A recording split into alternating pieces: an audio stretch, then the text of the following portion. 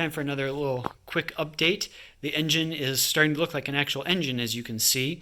So last week I had finally got the cams timed, so I was able to start kind of moving forward with stuff.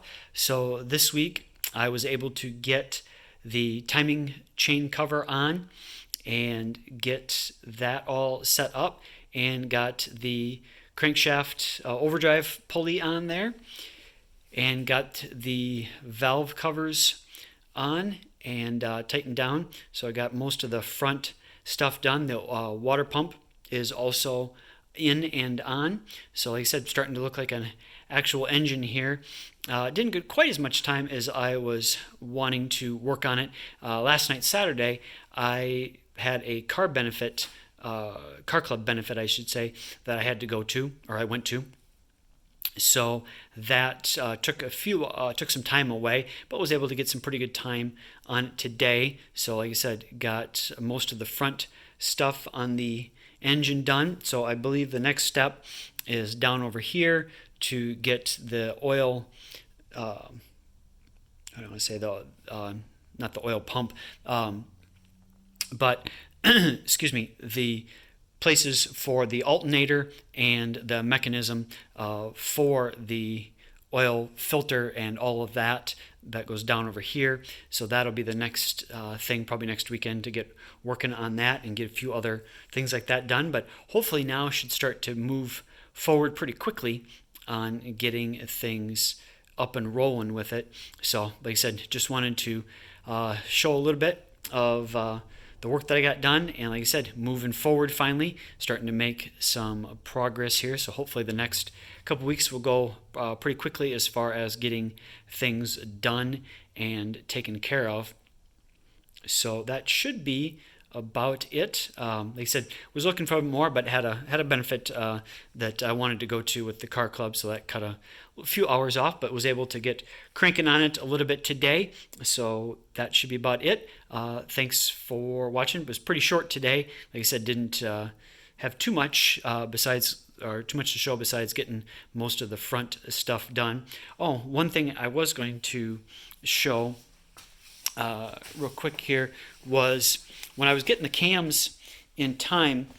If with a dual overhead cam setup, if you don't have one of these, if you ever do anything like this, or generically with a dual overhead cam, you definitely want to get one of these type devices.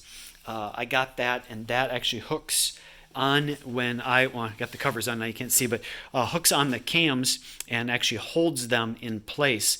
Because what I struggled with last time, it only took me a couple hours this time, but last time it took me a couple days, was to get the chain on the exhaust sprocket, that you have to kind of move the cam. So I'd put a big wrench on it and kind of roll the cams a little bit, and then you'd get it, and then you could get the chain on. But then as soon as you let go, because they're under tension, of course, with the springs and everything, it would kind of jump back, and then it was hard to get the second chain guide on, because you have to have slack on one part of the chain to be able to put that on and get everything in place. So that was really difficult last time, and that, I believe that's why what happened last time, which caused part of the engine problem, was that one of the chains jumped a sprocket, jumped one spot when I was putting it on and then trying to get everything back. And I believe it was this one, the passenger side one, because the same thing kind of last time.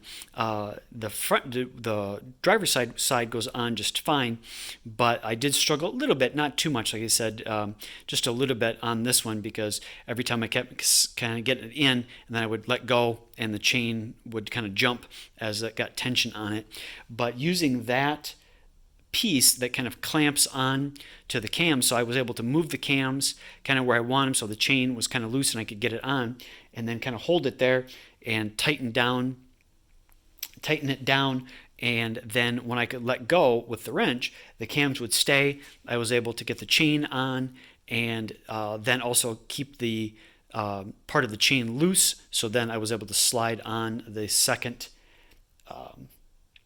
the second chain guide was able to go on, and then that kind of held it in tension. Then when I let that piece go, the chains, the cams, had a little bit of tension, or had tension on them, so they didn't really move. So that thing is really good. It's not the cheapest thing in the world. It was, I think, about $100 or just over.